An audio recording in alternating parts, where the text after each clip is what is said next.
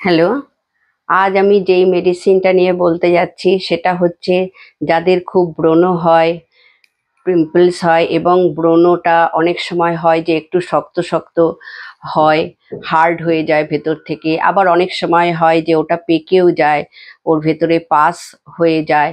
তো তাদের ক্ষেত্রে আমি বলছি যে এক তো দিনের মধ্যে ৫-৬ বার মুখটা ধুতে হবে যাতে মুখের মধ্যে কোনো রকম কোনো ডাস্ট না থাকে। আর দ্বিতীয়ত একটাই ওষুধ আমি বলে দিচ্ছি, যেটা কিছুদিন লাগাতার নিলে একদম ভালো রেজাল্ট পাওয়া যাবে।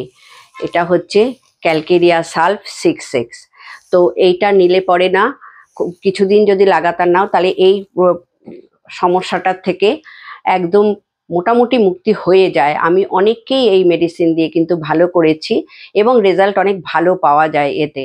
আর তার সাথে আর একটা ক্রিম আছে, বারবারিস ইকুইফোলিয়াম বলে, যেটা হোমিওপ্যাথিক যে কোনো স্টলে পাওয়া যাবে, বা গো মার্ক বলেও একটা স্কিন ক্রিম আছে, যেটা রাত্রির বেলা শোয়ার আগে মুখে লাগিয়ে নিলে পরে যে স্পটগুলো হয়ে যায় সেই স্পটগুলো কিন্তু খুব তাড়াতাড়ি মুখ থেকে চলে যাবে আর মুখটা খুব ভালো লাগবে।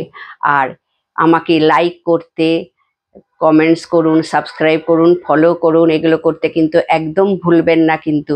হ্যাঁ, এগুলো করুন। আর আপনাদের আরও কি কি জানার আছে সেগুলোও আমাকে জানান।